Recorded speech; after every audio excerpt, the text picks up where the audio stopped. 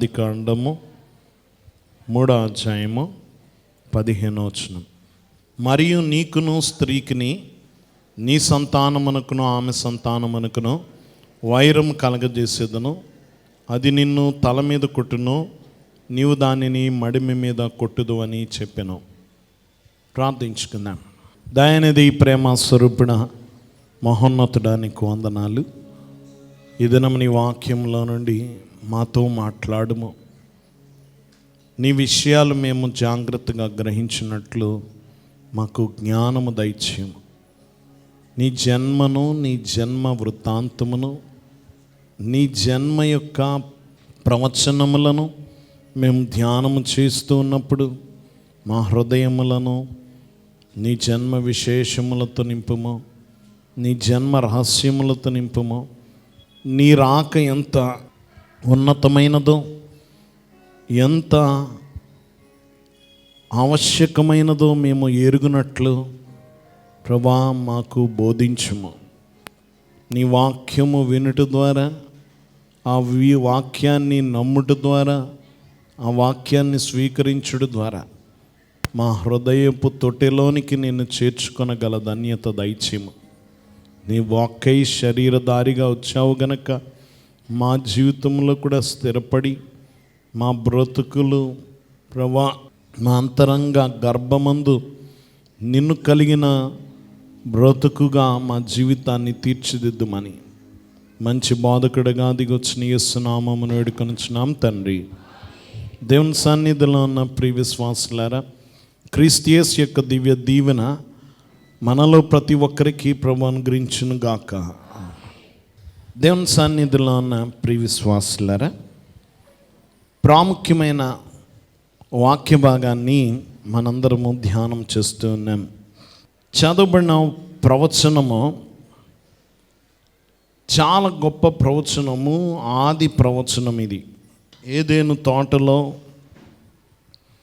నిషేధింపబడిన పండును తిన్న తర్వాత ఇచ్చిన మొదటి వాగ్దానం ఇది.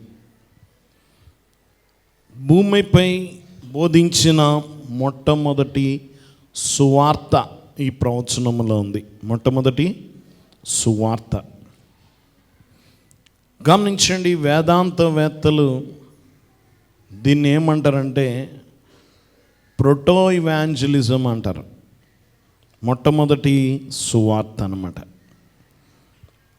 దేవుడు చెప్పిన ఈ మాటలు బైబిల్లో మొదటి విమోచన వాగ్దానాన్ని వెల్లడించాయి. మొదటి విమోచన వాగ్దానం.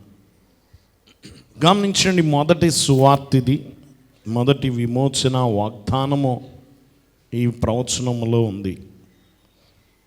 ఆ తర్వాత ప్రవచనాలన్నీ కూడా గమనించిన, ఆ తర్వాత వచ్చిన ప్రవచనాలన్నీ కూడా ఈ ఓటలో నుంచి బయటకు వచ్చిన నది లాంటివే.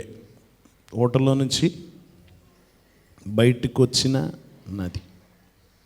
ప్రారంభం ఇదే. ఇందులో నుంచే అన్ని వాగ్దానాలు ప్రవహించాయి. పరలోక సంబంధమైన ప్రణాళిక అంతా కూడా ఈ వాగ్దానంలో ఇమ్మడి ఉంది.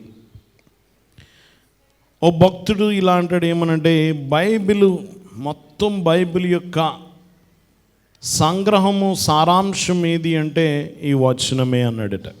ఈ వచనంలోనే ఉంది. దేవుని బిడ్డలను గమనించండి, మనకి ఇందులో ప్రభు మాట కనిపించకపోయినా ప్రభు ఇందులో ఉన్నాడు. ప్రభువును గురించిన ప్రవచనం ఇది.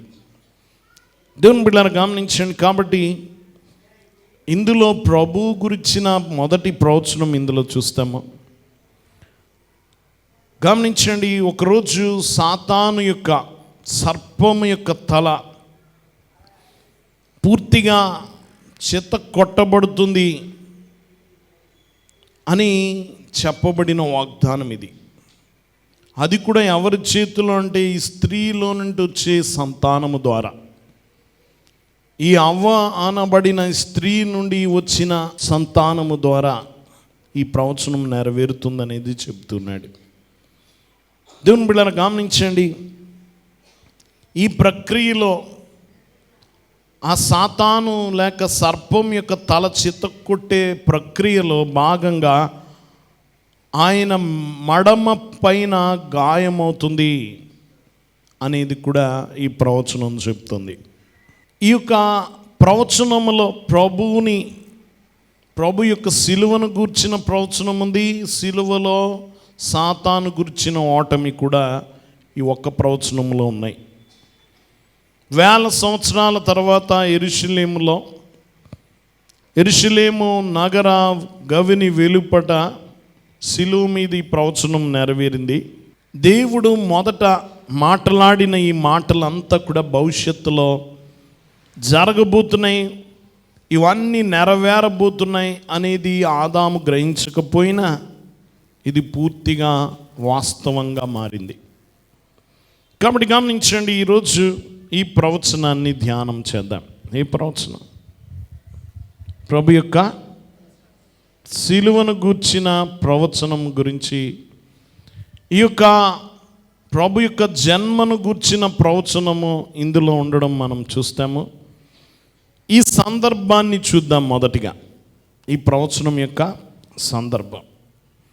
దేవుని బిడ్డలారా గమనించండి, ఈ సమయము ప్రదేశం అనేది ముఖ్యం. ఈ ప్రవచనం ఎప్పుడు చెప్పబడింది, ఎక్కడ చెప్పబడింది? దేవుని బిడ్డలారా, ఈ వచనాన్ని మనం చూస్తే ఆదాము అవ్వ తినవద్దన్న పండు తినిన తర్వాత పాపం అనేది తోటలోనికి ప్రవేశించింది. ఏమొచ్చింది? పాపం అనేది ప్రవేశించింది. పాపములో పడిన వెంటనే వారిలో కలిగిన మొదటి స్పందన, మొదటి మార్పు ఏంటంటే వారు దేవుని నుండి దాగి చెట్టు చాటుకు వెళ్ళిపోయారు. ఎవరి నుంచి దాక్కున్నారు? పాపము రాగానే వీరు ఎవరికి దూరం అయిపోయారు? దేవునికి దూరంగా చెట్టు చాటుకు వెళ్ళిపోవడం మొదటి స్పందన, మొదటి పర్యావసానం. రెండవది ఏమిటంటే దేవుడు వారిని పిలిచినప్పుడు, వారిని కారణాలు అడిగినప్పుడు సాకులు చెప్పడం. ఏం చెప్పారు? సాకులు.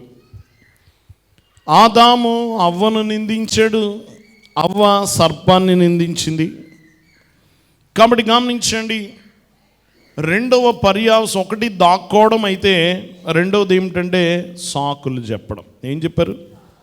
సాకులు చెప్పారు.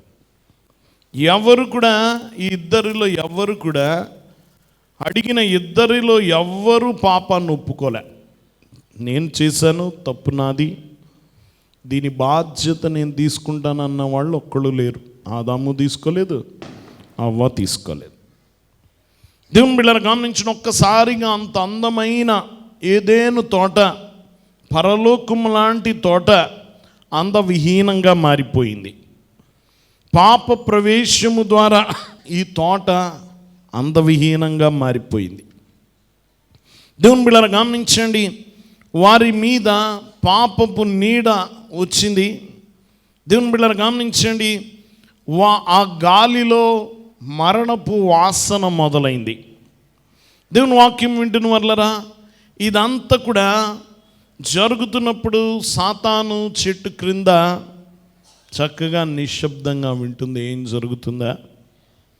ఈ తోటలో ఎవరు సంతోషంగా లేరు. ఆదాము సంతోషంగా లేదు, అవ్వ సంతోషంగా లేడు. గమనించండి, సంతోషంగా ఉంటే ఎవరైనా ఉన్నారంటే అది ఒక సాతాను ఒక్కడే. ఎవరు? సాతాను ఒక్కడే. చక్కగా నిశ్శబ్దంగా వింటూ ఉన్నాడు ఈ మాటలన్నీ కూడా. దేవుని బిడ్డలను గమనించండి, ఇది దీనికోసం ఏం జరుగుతుందో, ఎలాగ చెడగొట్టాలో మొదటి నుంచి అతడు ప్రణాళిక వేసుకుంటూ వచ్చాడు సాతాను. దేవుని బిడ్డలారా, పరలోకము లాంటి ఏదేను తోటను నాశనము చేయడానికి వచ్చాడు. మొదట పరలోకములో ఈ చెడు మొదలైంది, తర్వాత ఏదేను తోటలో పెట్టాడు. దేవుని బిడ్డలారా గమనించండి, వాక్యం వింటున్న వాళ్ళరా, దేవుని అత్యుత్తమమైన గమనించండి సృష్టి మానవ నిర్మాణాన్ని అవహేళన చేశాడు. దేవుని బిడ్డలారా గమనించండి, ఇప్పుడు అతడు చాలా సంతోషంగా నవ్వుకుంటూ ఉన్నాడు. వాక్యం వింటున్న వారు దేవుణ్ణి కించపరచాడు. ఈ విధంగా అతడు ఆ ఆదామవ్వలను పడగొట్టినందుకు అతడు ఎంతో సంబరంగా ఉన్నాడు. దేవుని బిడ్డలు గమనించిన ఒక రకంగా దేవునికి ఏమని రుజువు చేయాలనుకున్నాడంటే, నువ్వు సృష్టించిన ఎవడు సంపూర్ణుడు కాదు. గమనించండి, ఎవరు సంపూర్ణ విధేయత నీకు చూపించలేరు అని దేవునికి రుజువు చేయాలనుకున్నాడు ఈ సాతాను. దేవుని బిడ్డలు గమనించండి. కాబట్టి ఈ విధంగా సాతాను యొక్క పన్నాగము కొంతవరకు జరిగినట్టుగా మనం చూడొచ్చు. అయితే ఇందులో ఉన్న వ్యక్తులు వారి శిక్షను దేవుడు చెప్పాడు. ఒక్కొక్క వ్యక్తి గమనించండి, పాపము ఎక్కడ మొదలైందో అక్కడి నుంచే మొదలుపెట్టాడు శిక్ష. ఆదాము దగ్గర మొదలు పెట్టలేదు, అవ్వ దగ్గర మొదలు పెట్టలేదు, సర్పముతోటే మొదలుపెట్టాడు. ఎవరి దగ్గర నుంచి? దేవుని బిడ్డలు గమనించండి, పాపం ఎక్కడ మొదలైంది? ఈ సర్పము దగ్గర మొదలైంది. సర్పము దగ్గరే మొదలుపెట్టాడు. స్త్రీ దగ్గర, పురుషుడి దగ్గర తర్వాత వచ్చాడు. దేవుని బిడ్డలు గమనించండి, కానీ మొదట ఎవరితో మాట్లాడాడు దేవుడు? సర్పముతోటే మాట్లాడాడు. దేవుని వాక్యం వింటున్న వాళ్ళారు. కాబట్టి మొదటిగా మనం చూస్తే వాక్యం వింటున్న వాళ్ళారా, ఈ వాగ్దానము పూర్తిగా సర్పముతో మాట్లాడినా ఇందులో మనమున్నామా? మన ప్రస్తావన ఉంది. స్త్రీ సంతానము గురించి ప్రస్తావించడం వీళ్ళ గురించి ఉంది, కానీ వీరితో మాట్లాడలే. ముందు ఎవరితో మాట్లాడుతున్నాడు? సర్పముతో మాట్లాడాడు. దేవుని బిడ్డలారా గమనించండి, ఇప్పుడు మనం చూస్తే ఇక మొదటిగా ఈ యొక్క సర్పాన్ని శపించాడు. ఎవరిని? సర్పాన్ని. 3 రకాలైన శిక్షలు అతనికి వచ్చాయి సర్పానికి. ఈ సర్పము సాతాను రావడానికి తావిచ్చింది గనక ఈ సర్పానికి ముందు శాపం వచ్చింది. మొదట ఏమిటంటే, ఇతర జంతువుల కంటే నువ్వు శపింపబడిన దాని అవుతావు. ఏమవుతావు నువ్వు? మనం చూడొచ్చు 14 వచనము, అందుకు దేవుడైన యెహోవా సర్పముతో, నీవు దీన్ని చేసినందుకు పశువులన్నిటిలోనూ భూజంతువులన్నిటిలోనూ నీవు శపింపబడిన దానమై. మొదటిగా అన్ని జంతువుల్లోకెల్లా ఇది ఏమవుతుందట? శపింపబడినది. ఏది? సర్పం. మనము విడిచొచ్చిన మతంలో ఈ శపింపబడిన దాన్నే దేవుడి కింద కొలుస్తారు కదా. కానీ ఇది అన్ని జంతువుల్లోకి ఏమైందట? ఇది శపింపబడింది. రెండోది ఏమిటంటే, నీ కడుపుతో ప్రాకుచు. నువ్వేం చేస్తావు? అంతవరకు దానికి కాళ్ళు ఉంటాయి. గమనించండి, ఇప్పటికీ కూడా సర్పాన్ని చూస్తేనట దానికి కాళ్ళ గుర్తులు ఉంటాయట. దానికి కాళ్ళు ఉండవు కానీ గుర్తులు ఉంటాయట. దానికి కాళ్ళు పోయాయి. దేంతో పాకుతావు నువ్వు? పొట్టతో పాకుతావు. ఇది రెండవది. మూడవది ఏమిటంటే, నీవు బ్రతుకు దినములని మన్ను తింటావు. ఏం తింటా? మన్ను, మట్టి తింటావు. 3 శాపాలు. ఒకటి, జంతువుల్లోకెల్లా నువ్వు శపింపబడిన దాను. ఏ జంతువును శపించలే, కానీ ఒక్క సర్పము శపింపబడింది. రెండోది పొట్టతో పాకుతాం. మూడోది మన్ను తింటాం. దేవుని బిడ్డలారా, ఇది దానికి వచ్చిన శిక్ష సర్పానికి. దేవుని బిడ్డలారా గమనించండి, ఈ సర్పానికి ఏమీ శుభవార్త లేదు. ఈ సర్పము పూర్తిగా శిక్షింపబడింది. మరియు నీకును స్త్రీకిని, నీ సంతానమునకు ఆమె సంతానమునకును వైరము కలగజేసేదను. అది నిన్ను తల మీద కొట్టును, నీవు దాన్ని మడిమ మీద కొట్టుదు అని చెప్పిన. ఇది సర్పానికి కాదు. ఎవరికిది? సాతానికే.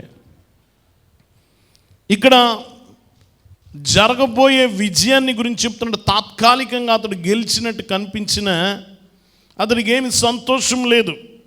ఏం జరగబోతుందో సాతానికి చెప్తున్నాడు. స్వయంగా దేవుడు పాలు పంచుకుంటున్నాడు. ఇప్పుడు సీన్లోకి ఎవరు వచ్చారు?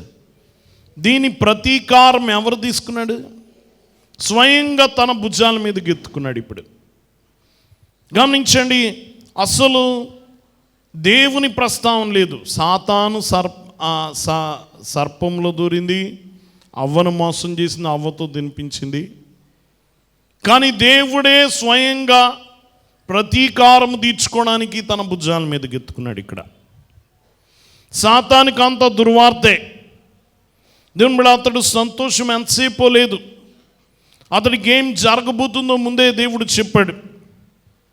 వాక్యం వింటున్న వాళ్ళరా గమనించండి, అతడు పూర్తిగా అతడికి ఏమీ కూడా మినహాయింపులు ఇవ్వలే. అతడికి పూర్తి విజయం, అతని శిక్షాస్మృతి చెప్పేశాడు.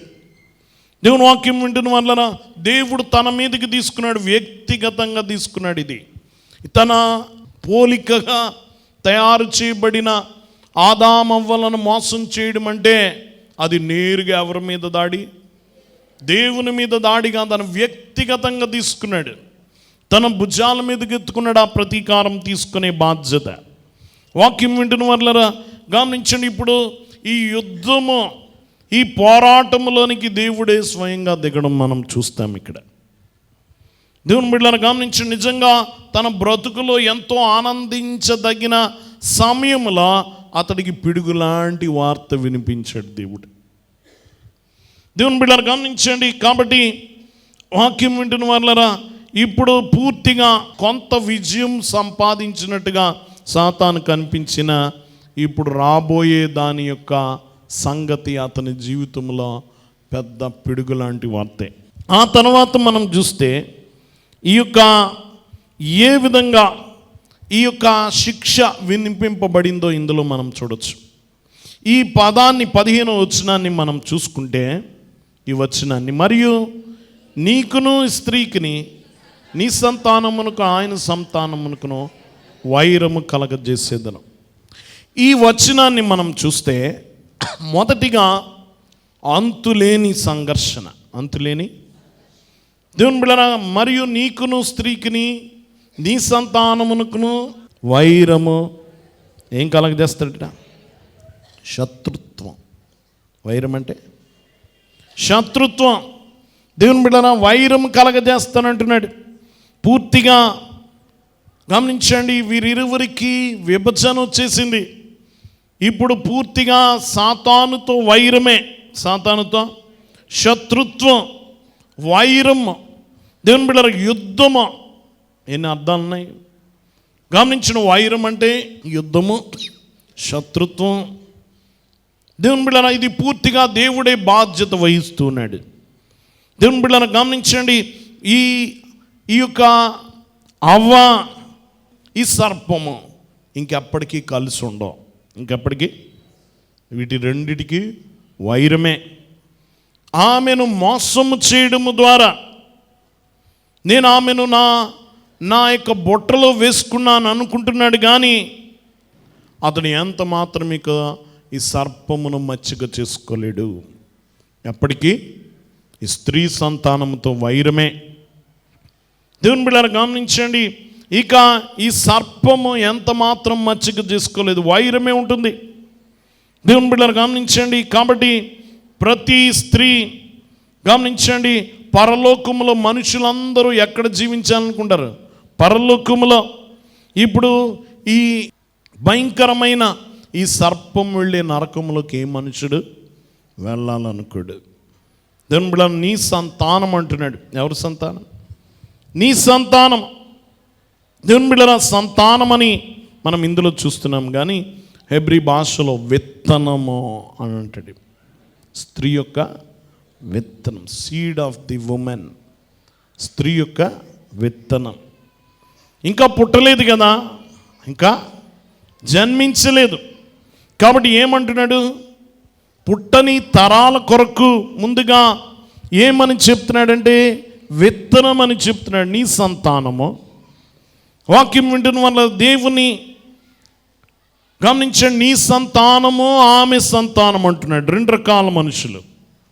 నీ సంతానము.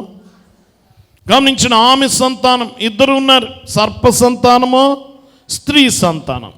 ఎవరెవరికి వైరం? సర్ప సంతానానికి, స్త్రీ సంతానం. 2 రకాల సంతానాలు చెప్తున్నాడు. నిజంగా ఆ తర్వాత కూడా స్త్రీ సంతానం వేరుగా ఉంది. స్త్రీ సంతానము హేబేలు, వీరందరి సంతానం ఇది స్త్రీ సంతానమే. మనం చూస్తే షేతు, కేయినాను వీళ్ళందరూ ఎవరి సంతానం? స్త్రీ సంతానం. హేబేలు, నోవాహు, హానోకు, అబ్రహాము, ఇస్సాకు, యాకోబు, మోషే, యెహోషువ వీళ్ళందరూ ఎవరి సంతానం? స్త్రీ సంతానం. అలాగే సాతానుకు కూడా సంతానం ఉంది. ఎవరికి?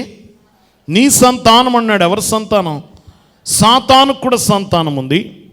దేవుని బిడ్డలారా, ప్రతి తరములోనూ, ప్రతి దేశంలోనూ, ప్రతి గ్రామంలో, ప్రతి తెగలో, ప్రతి వంశంలో కూడా, ప్రతి కుటుంబంలో కూడా సాతాను తన ప్రజల్ని కలిగి ఉన్నాడు, తన సంతానాన్ని కలిగి ఉన్నాడు.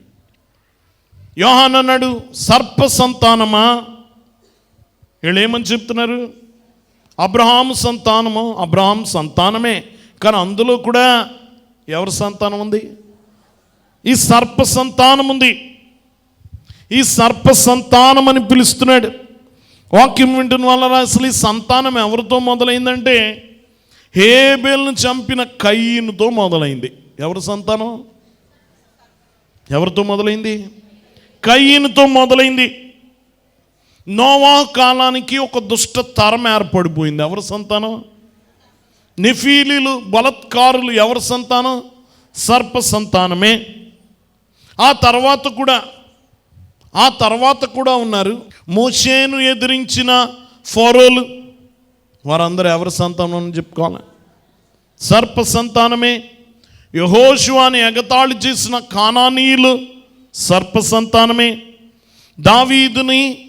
దావీదు యొక్క దేవుణ్ణి ఎగతాళి చేసిన గొలియాతు ఎవరి సంతానం?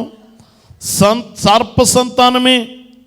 దేవుని బిడ్డలారా గమనించండి, దానియేలును గుహలో వేయించిన రాజు, పడవేయించిన ఆ మంత్రులు ఎవరి సంతానం? సర్ప సంతానమే. దేవుని బిడ్డలారా గమనించండి, ప్రవక్తలను హింసించి వారిని హత్య చేసిన వారందరూ కూడా సర్ప సంతానమే. దేవుని వాక్యం వింటున్న వాళ్ళరా, ఇంకా మనం యేసు ప్రభు దినాలకు వస్తే, ఆయన పుట్టినప్పుడు యేసుని చంపాలనుకున్న హేరోదు ఎవరి సంతానం? సర్ప సంతానమే. ఆయన సువార్తలకు వచ్చిన తర్వాత ఆయన్ని ఎదిరించి ఆయన ప్రాణం తీయడానికి పథకం పన్నిన పరిసయ్యులు, శాస్త్రులు, ప్రధాన యాజకులు ఎవరి సంతానం? సర్ప సంతానమే. సాతాను సంతానము వస్తూనే ఉంది, దేవుని సంతానము వస్తూనే ఉంది. దేవుని బిడ్డలారా గమనించండి, సాతాను ఇంకా లోపలికి కూడా చొరబడ్డాడు. ప్రభు యొక్క అంతర్గత కుటుంబములకు కూడా చొరబడ్డాడు. యూదాలోకి దూరాడు. యూదా ఎవరి సంతానం? ఇప్పుడు చెప్పాలి, సర్ప సంతానమే. దేవుని బిడ్డలారా గమనించండి, ఆయన్ని పట్టుకున్నప్పుడు గమనించిన అతని మీద అబద్ధ సాక్ష్యములు ప్రభు మీద పలికిన వారందరూ ఎవరి సంతానము? సర్ప సంతానమే. పిలాతు గమనించండి, యేసుని విడుదల చేస్తానన్నప్పుడు బరబ్బాను విడుదల చేయమని కేకలేసిన వాళ్ళందరూ ఎవరి సంతానం? చెప్పాలి. దేవుని సంతానము పక్కన ఓ లైన్ వస్తూ ఉంటే ఇంకో ప్రక్క ఎవరి సంతానం వస్తుంది? సర్ప సంతానం. ఈ యుద్ధం జరుగుతూనే ఉంది, ఉందా లేదా? దేవుని బిడ్డలారా, నీ సంతానమునకు ఆమె సంతానమునకు వైరము జరుగుతూ వచ్చిందా లేదా? మొదటి నుంచి చెప్పుకుంటూ వచ్చాను. దేవుని బిడ్డ, నోవాహుతో బలత్కారులకి వైరము. గమనించండి, మోషేతో ఫరోకి వైరము, యెహోషువతో కానానీయులకి వైరము. గమనించండి, ఈ లైను యేసు ప్రభు వరకు వస్తూనే ఉంది, మన దాకా వస్తూనే ఉంది. మనల్ని ఎదిరించేవాళ్ళు లేరా?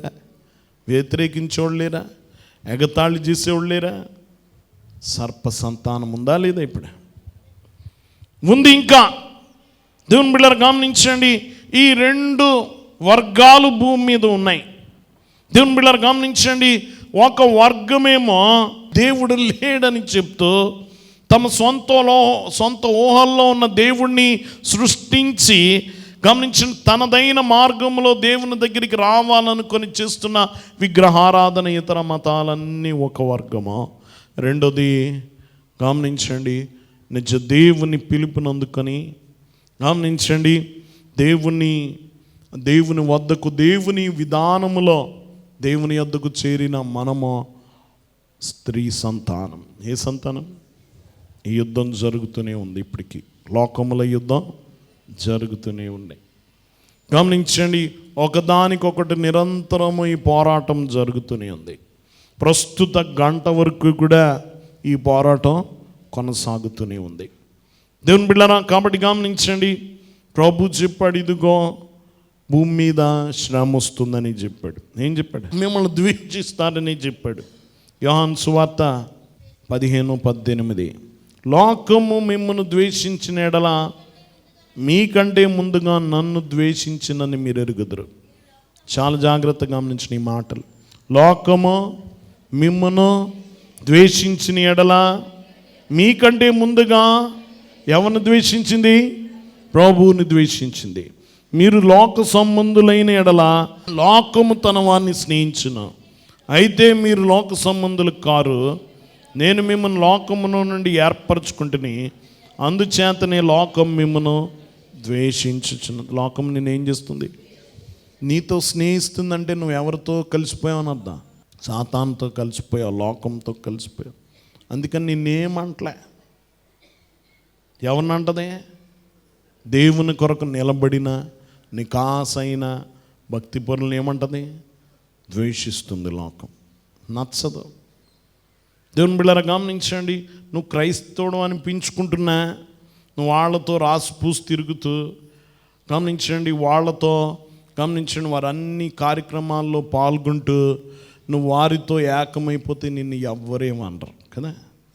నువ్వు వెళ్ళిపోయావు, వాళ్ళు రమ్మంటే భోజనానికి వెళ్ళిపోయావు, వాళ్ళు రమ్మంటే వాళ్ళతో ఫోటోలు దిగుతున్నావు, గమనించండి వాళ్ళ లైన్లోకి వెళ్ళిపోయావు, నిన్ను ఇంకా ద్వేషిస్తుందా? నిన్ను బట్టి ఇతరులకు నిజమైన క్రైస్తవులను ద్వేషిస్తుంది. వాళ్ళు వచ్చారు, నువ్వెందుకు రావు? వాళ్ళు తిన్నారు, నువ్వెందుకు తినా? నీ మీద పోరాటం చేస్తుంది. వీళ్ళ మీద ఎందుకు పోరాటం చేయదు? వీళ్ళు ఏకమైపోయారు గనక, వీళ్ళంత మాత్రమో గద్దించలేదు గనక, తప్పు పట్టలేదు గనక. గమనించిన, అందుకనే మీరు లోక సంబంధులైన ఎడల లోకం తన వారిని స్నేహించును. అయితే మీరు లోక సంబంధులు కారు. మీరెవరు కాదు? నేను మిమ్మల్ని లోకము నుండి ఏర్పరచుకుంటుని మిమ్మల్ని ప్రత్యేకించాను, అందుచేతనే లోకం మిమ్మల్ని ద్వేషించున్నది. ప్రభు అన్నాడు, ఇదిగో అన్నదమ్ములకు, తల్లి బిడ్డలకు వైరం పెట్టడానికి వచ్చాను. ఏం పెట్టడానికట? వైరమా? యుద్ధం ఎప్పుడు జరుగుతుంది? నువ్వు సర్దుకుపోతూ ఉంటే, నువ్వేం మాట్లాడకుండా ఉంటే, నీ బిడ్డలు వారు చేసే విగ్రహారాధన తప్పని నువ్వు పలకకుండా ఉంటే, నువ్వు మౌనంగా ఉంటే, గమనించండి, నువ్వు కూడా వాళ్ళలో ఏకమైపోయావు అనేది గుర్తించుకో. వారికి పట్టే గతి నీకు పడుతుందని గుర్తించుకో. నువ్వు ఖండించాల్సిందే, ద్వేషించాల్సిందే. వారి క్షేమం కోరినవాడవైతే, వారి ఆత్మల క్షేమం కోరినవాడైతే నువ్వేం చేయాలి? పోరాడాలి. ఏం చేయాలి? పోరాడాలి. దేవుని బిడ్డలారా గమనించండి, వాక్యం వింటున్న వాళ్ళారా జాగ్రత్తగా గమనించండి. వాక్యం వింటున్న, మొదట నన్ను ద్వేషించిన తర్వాతే మిమ్మల్ని ద్వేషించింది అంటున్నాడు ప్రభు. దేవుని బిడ్డలారా, ప్రభు నిన్ను లోకం విమర్శించదు అని చెప్పలే. విమర్శ గురించి చింతించొద్దు అన్నాడు అంతే. విమర్శ గురించి చింతించొద్దు అన్నాడు అంతే. ప్రపంచం అసహించుకుంటుంది. ప్రపంచం నీతో ఎప్పుడు సంఘర్షణలోనే ఉంటుంది, యుద్ధం చేస్తూనే ఉంటుంది అని చెప్తున్నాడు. రెండోదిగా ఆదికాండం 3:15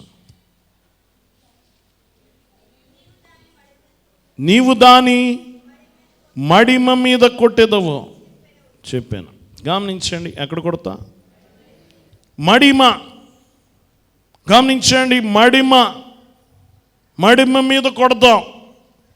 వాక్యం వింటున్న వాళ్ళరా గమనించండి, చాలాసార్లు మనకి చాలా నొప్పులు వస్తూ ఉంటాయి కొన్నిసార్లు కదా. ఎవరికి మడమ నొప్పి వచ్చిందా మీకు ఎప్పుడైనా? చెప్పాలి. ఎక్కువ నిలబడే వాళ్ళకి, ఎక్కువ బరువు ఉన్న వాళ్ళకి ఏమో నొప్పి వస్తాయి.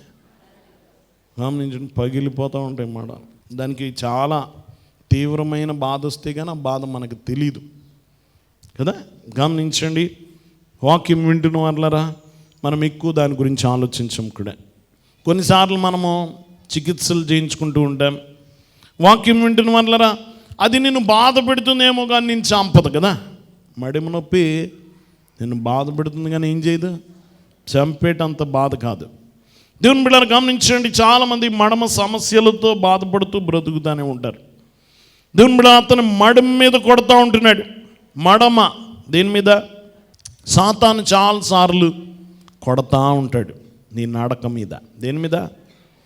దేవుని బిడ్డ మడమ మీద కొడుతూ ఉంటాడు. చాలా ఉపకరణాలు ఉన్నాయి సాతానికి. దేవుని బిడ్డ ఎప్పుడు ఉపకరణాలని నీ మీద, తన ఆయుధాలను వాడుతూ ఉంటాడు నీ మీద. దేవుని బిడ్డలు గమనించండి, కొన్నిసార్లు నిరుత్సాహం, విమర్శ, కోపము, చేదు, గమనించండి చాలా ప్రణాళికలు, కళలు మన మీద గమనించండి చాలా రకాలుగా గాయపరుస్తూ ఉంటాడు సాతాను. మనల్ని ఏం చేస్తూ ఉంటాడు? గమనించండి, ఆయుధాలు నీ మీద వేస్తూ ఉంటాడు. దేవుని బిడ్డలారా, అయ్యగారు అందుకని సైతాన్ ఎదిరింపులో చెప్పారు, అతను నిరాకారపు చెవిలోనికి వేయము. నా మీద అతడు గురి పెట్టినప్పుడు అతను నిరాకారపు చేతుల్లోనికి బాణములు వేయము. మన మీద గురి పెడుతూ ఉంటాడు, సంధిస్తూ ఉంటాడు. చాలా ఆయుధాలు, చాలా వాటిని బాగా పనిచేస్తూ ఉంటాయి అతని ఆయుధాలు మన మీద కూడా. అతని ఆయుధాలు అతనికి నీ మడిమ మీద కొడుతూ ఉంటాడు. దేవుని బిడ్డలారా గమనించండి, వాక్యం వింటున్న వాళ్ళరా ఇంకొకటి, ప్రభు శిలువ మీద కొట్టడం. గమనించిన ఆయన మడమకు కూడా ఏం కొట్టారు? మేకులు కొట్టారు కదా. ఏం కొట్టారు? మడమకు మేకులు కొట్టారు. అతన్ని దించినప్పుడు, ప్రభువుని శిలువ దించినప్పుడు ఆ మడమల దగ్గర అవన్నీ తీసి ప్రభువుని దించారు. గాయాలైనవి ఆయన పాదాలకి, చేతులకి, ప్రక్కకి ఏమున్నాయి? గాయాలైనవి. దేవుని బిడ్డలారా గమనించండి, వాక్యం వింటున్న కొంత దూరం, కొంతకాలం ఆయనకున్న గాయాలు సాతాను విజయాలుగా కొంత సమయం కనబడచ్చు. దేవుని బిడ్డలారా గమనించండి, కానీ అసలు విజయం ఎక్కడంటే శిలువ మీద సాతాను దేవుని కొట్టిన దేవుడు అతని తల చేత కొట్టాడు. అతని దేవుని బిడ్డలారా గమనించండి, కాబట్టి ఇది అసలు విజయం. వాక్యం వింటున్న వాళ్ళరా గమనించండి, ఈ యొక్క భయంకరమైన శ్రమ ప్రభుకి రావడం అనేది మడమ మీద కొట్టడం లాంటిదే. అలాంటిది మడమ మీద కూడా ఆయనకు బాధే, కానీ అది ప్రాణం తీసే బాధ కాదు. కానీ తల చేత కొట్టడం మాత్రం ప్రాణం తీసేదే కదా. తల పగిలిపోయిందా? ప్రాణం పోయినట్టేనా? చెప్పాలా? దేవుని బిడ్డలారా గమనించిన, ఇది అసలు దెబ్బ. మడం మీద కొట్టడం పెద్ద దెబ్బ, తల మీద కొట్టడం పెద్ద దెబ్బ. చెప్పాలి, ఎవరు గెలిచినట్ట? మడం మీద కొట్టినోడు గెలిచినట్ట, తలను చిత్త కొట్టినవాడు గెలిచినట్ట? తల మీద కొడితే బతకలేరు కదా. తల మీద కొడితే బ్రతకలేరు. గమనించండి, ప్రభు సాతాను యొక్క తల చేత కొట్టాడు. గమనించండి, తల మీద కొట్టాడు. కాబట్టి గమనించండి, ఇది చాలా పెద్ద దెబ్బ అతనికి.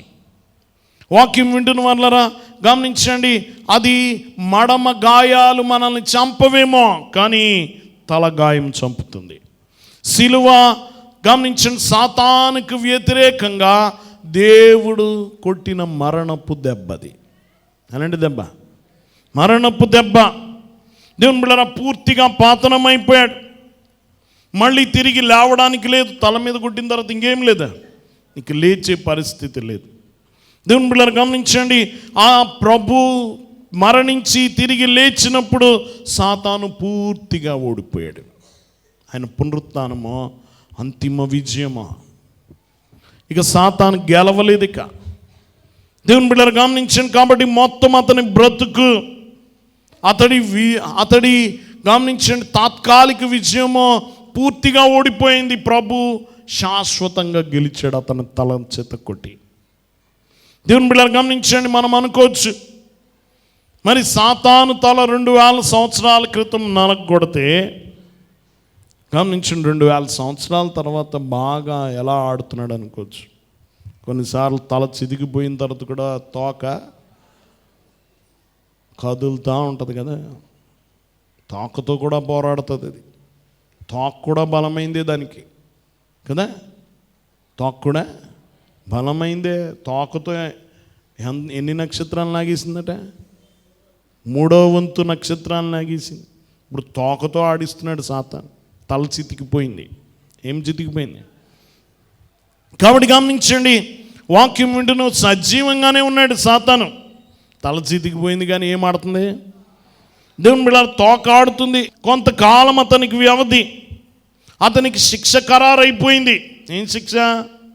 మనం పద్యం పాడతాం, అగ్నిగుండం అంతా చివరిదేది అగ్నిగుండమే. అతనికి అది శిక్ష. ఒక ఆయన అడిగాడు, అంత గమనించండి, అతన్ని సాతాన్ని సిలువ మీద ప్రభు ఓడిస్తే మరి ఇంకా ఎలా ఆడుతున్నాడని. ఆయన అన్నట్ట, సాతాను బెయిల్ మీద ఉన్నాడు.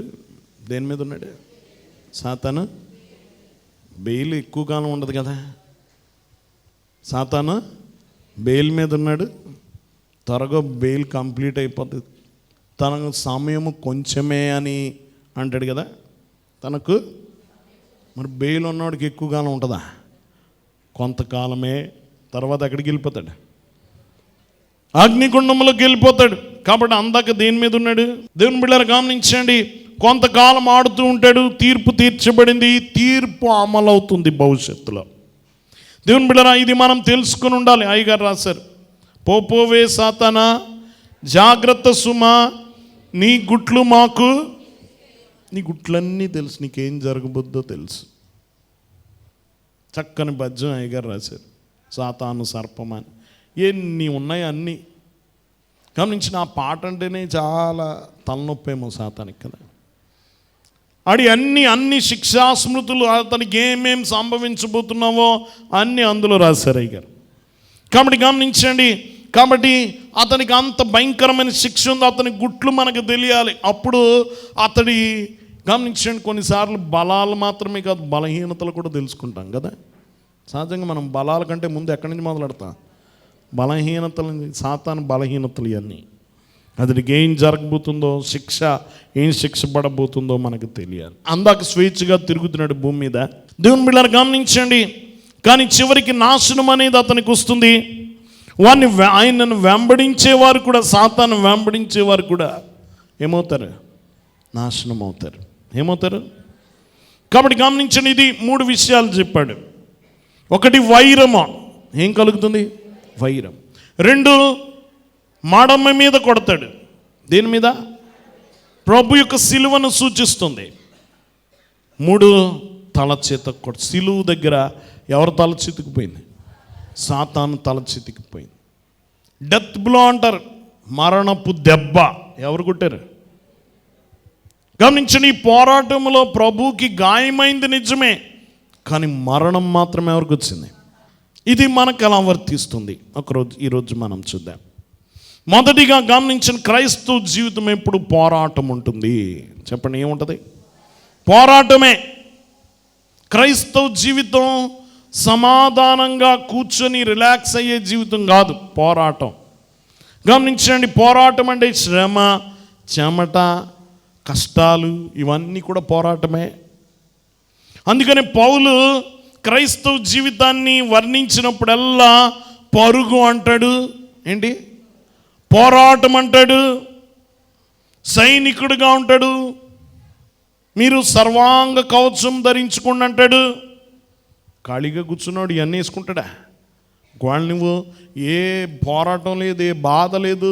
గమనించండి, నీకు దట్టి, బూట్లు, కవచాలు ఇవన్నీ అవసరమా?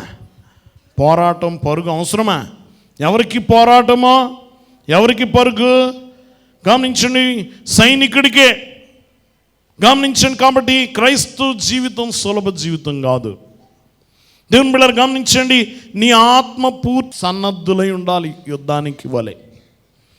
కష్టమైన పని ఇది. సైనికుడి పని ఏమి తేలిక పని కాదు. ఎలాంటి పని? కష్టమైన పనే.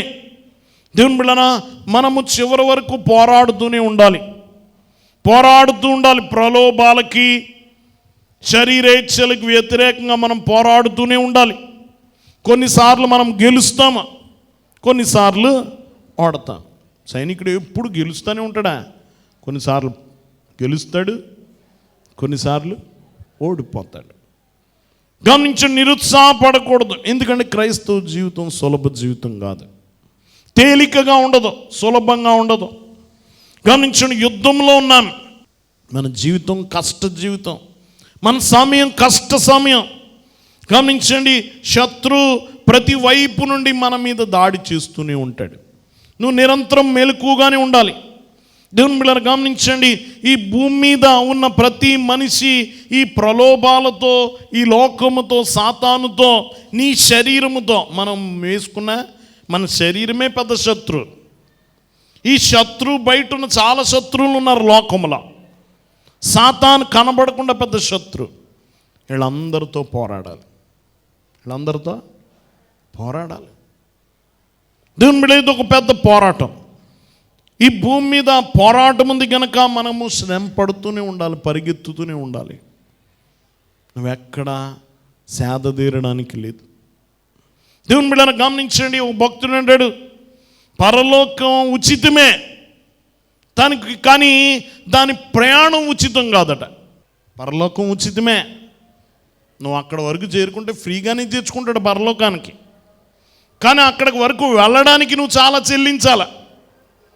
ఆ పరలోకం వరకు వెళ్ళడానికి నువ్వు చాలా వదులుకోవాలి.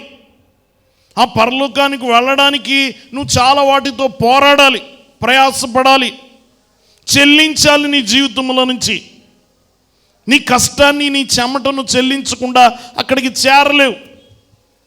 నువ్వెప్పుడు ఇది జ్ఞాపకం ఉంచుకో, పరలోకం ఉచితమే కానీ ప్రయాణం ఉచితం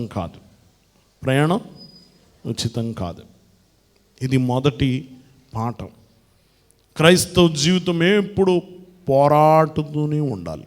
ఏం చేస్తూ ఉండాలి? మనం ఇది జ్ఞాపకం ఉంచుకోవాలి. రెండోది, గాయాలు లేకుండా విజయాలు రావు. గాయాలు రాకుండా, తన సొంత కుమారుడినే దెబ్బ తినడానికి, కొట్టబడడానికి ప్రభువుకి ఇష్టమైనప్పుడు మన జీవితంలో గాయాల నుండి ఎలా తప్పించుకుంటా? అతన్ని నలగొట్టుట, ఆ దెబ్బలు ఆయనకి ఇష్టమయ్యాయి. ఆ గాయాలు తినడానికి తన కుమారుడికే దేవుడు అనుమతి ఇచ్చినప్పుడు మనం గాయాలు పడకుండానే వెళతామా? చెప్పాలి, వెళ్ళాం. దేవుని బిడ్డలారా గమనించండి, దేవుని చిత్తం జరపడంలో యేసు బాధ నొందినట్లయితే మనకు కూడా అలాగే ఉంటుంది. దేవుని చిత్తం జరిగేటప్పుడు చాలా శ్రమలు నువ్వు ఎదుర్కోవాలి. నీ గాయాలు పాలవక తప్పదు. దేవుని బిడ్డలారా గమనించండి, సాతాను శిలువ దగ్గర ప్రభు మడిమను గాయపరిస్తే, గమనించండి, వాక్యం వింటున్న వాళ్ళరా, ఆ పునరుత్థానము తర్వాత కూడా ఆ సాతాను చేసిన గాయాల గుర్తులు ప్రభుకున్నాయా లేదా? పరలోకంలో కూడా ఏమున్నాయి? గాయాల గుర్తులు ఉన్నాయా లేవా ఆయన శరీరం మీద? దేవుని బిడ్డలారా, మనకు కూడా అదే నిజం. మనకు కూడా గాయాలు ఉంటాయి. మనకు కూడా మన బ్రతుకు మీద చాలా గాయాలు ఉంటాయి. కానీ ఆ గాయాలు విజయపు గాయాలు. ఏ గాయాలు? విజయపు గాయాలు.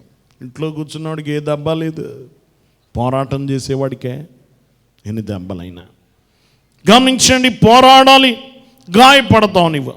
దేవుని నీ జీవితంలో చాలా కష్టపడి పోరాడుతుండగా గాయాలు అవుతావు. కానీ నువ్వు నిరాశ చెందకు. ఎందుకంటే కృతజ్ఞతతో ఉండు, పోరాడు. ప్రభువే గాయాలు పాలయ్యాడు, నువ్వు గాయాలు పాలవడంలో తప్పేమి లేదు. ఆయన అవమానపు గాయాలు, హేళన గాయాలు, ఎన్నో గాయాలు అయ్యాయి. మనకు గాయాలు అవ్వకూడదా? చెప్పాలి. మన ప్రభువే బాధ నొందినప్పుడు, మన నిమిత్తం ఆయన బాధపడినప్పుడు, ఆయన కొరకు మనం గాయాలు పాలవడంలో తప్పేమైనా ఉందా? చెప్పాలి, తప్పేమీ లేదు.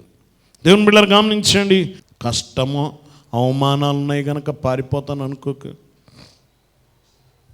పారిపోకు. దేవుని బిడ్డలు నువ్వు పారిపోయి ఎక్కడికి వెళ్తా? పారిపోయి నరకంలో పడతా కదా. గమనించండి, దేని నుంచి పారిపోయి దేని నోట్లో పడతా? చెప్పాలి. వాక్యం వింటున్న వాళ్ళరా, నువ్వు కుక్క తరుముతుందని పారిపోయి పాము ముందు పడితే ఎలా ఉంటుందా? అలా ఉంటుంది అనమాట. దేవుని బిడ్డరా, చిన్న చిన్న శ్రమల గురించి తప్పించుకొని పారిపోయావా, నేరుగా నరకపు నోట్లో పడిపోతా.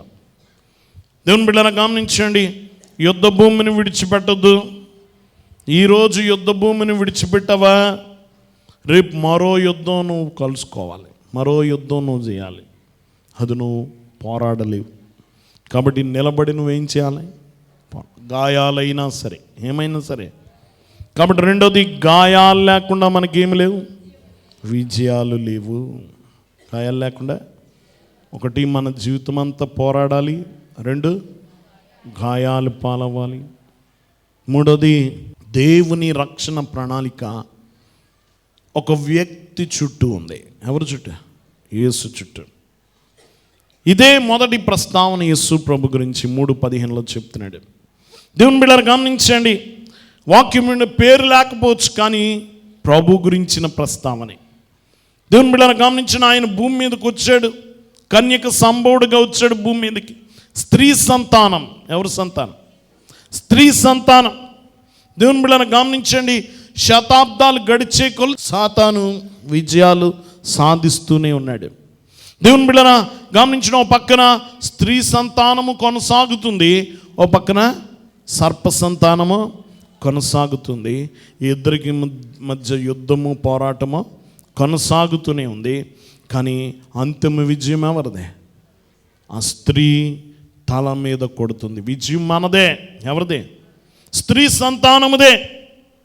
మనం ఆయన సంతానము. ఎవరి సంతానం? తను ఎందరు అంగీకరించిరో వారందరికీ కుమారులకుటకు అధికారం ఇచ్చాడు. యోహాను 1:12 చెప్తాడు, మనమందరం ఎవరి సంతానం? యేసు యొక్క సంతానం, స్త్రీ సంతానము. మనం సర్ప సంతానం యొక్క తల చెత్త కొట్టడం ఖాయం. అంతిమ విజయం ఎవరిదే? మనదే. దేవుని బిడ్డలు గమనించండి, స్త్రీ సంతానం ప్రభు కన్యక సంభవుడుగా వచ్చాడు.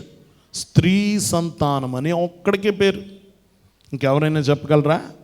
మనమందరం స్త్రీ పురుష సంతానం, కానీ ఆయన ఒక్కడే స్త్రీ సంతానం. దేవుని బిడ్డలు గమనించండి, మొదటి నుంచి చెప్తూ వచ్చాడు ఆ స్త్రీ సంతానం అన్నాడు. ఈ అవ్వమ్మలో నుంచి వంశావళి వస్తూ వచ్చింది. ఇంకా నోవాహు దినాల్లో, నోవాహు తర్వాత అబ్రహాము దగ్గరికి వచ్చేటప్పటికి ఇంకా దగ్గరికి వచ్చేసింది, ఒక జనాంగంలోకి వచ్చేసాడు. ఇస్సాకు, యాకోబు, యూదా, ఇలా ఇంకా దగ్గరగా ఈ సంతానంలో దావీదు వంశములకు వచ్చేసాడు. దేవుని బిడ్డలారా గమనించండి, వాక్యం వింటున్న వాళ్ళరా, నిజంగా ప్రభు స్త్రీ సంతానమే. ఎవరి సంతానం? స్త్రీ సంతానం. స్త్రీ యొక్క విత్తనం. చూడండి, ఓ చెట్టు విత్తనమే రేపొద్దునేమవుద్ది? వృక్షం, ఇంకో చెట్టు అవుద్ది కదా, మళ్ళీ దాని విత్తనమే. గమనించండి, ప్రభు చెప్తున్నాడు, అది స్త్రీ యొక్క విత్తనం. వీరిలో నుండే ఎవరు వస్తారు? ప్రభు వస్తాడు. దేవుని బిడ్డలారా, కాబట్టి గమనించండి, మనకి ఇవ్వబడినవి ఇవి. చక్కని మాట చెప్తున్నాడు. ఇదిగో మనం ఏం చేయాలి అంటే 3 విషయాలు చెప్తున్నాడు. చివరిగా మనం పోరాటం చేయాలి, 2 గాయాలు పాలవుతాం, దాన్ని లెక్క చేయకు. గాయాలు లేకుండా విజయాలు రావు. 3వది, ప్రభు యొక్క రక్షణ ప్రణాళిక అంతా ఆ స్త్రీ సంతానమైన ప్రభు చుట్టే ఉంది.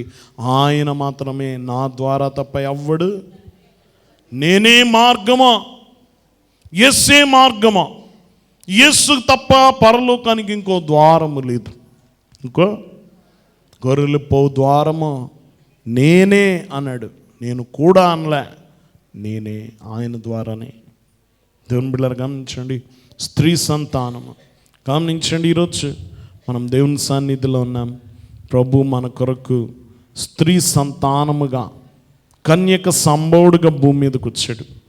కన్యక సంభవుడుగా వచ్చి అపవాదిని ఓడించాడు. అపవాది తల చితక్కుట్టాడు. మన నిత్య శత్రువు ఓడించాడు. అయ్యగారు రాశారు, ఎవరు నా శత్రువు నోడించి గెలిచిరి? ఎవరు నా శత్రువును ఓడించి గెలిచిరి? దేవుని బిడ్డలారా గమనించండి, నా శత్రువు ఎవరు? సాతాను. అతన్ని ఓడించి గెలిచింది నా ప్రభువే. సిలువబడ్డా దేవుని బిడ్డలారా గమనించండి, సిలువబడ్డ యేసుక్రీస్తు ఆయనే నీ శత్రువును ఓడించాడు. కాబట్టి గమనించండి, ఈ యుద్ధం తన తలపైకి ఎత్తుకున్నాడు.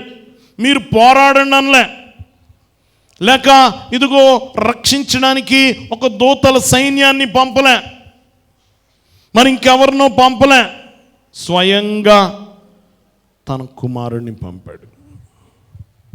స్వయంగా యుద్ధము తన భుజాల మీదకి ఎత్తుకున్నాడు.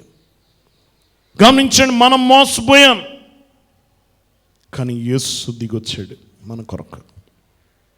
ఈ యుద్ధాన్ని తన భుజాల మీదకి ఎత్తుకున్నాడు. నిన్ను పోరాడమనలే, మోసపోయిన నువ్వే దిద్దుకో అనలే, మోసపోయిన నీవే తిరిగి నిలబడనలే.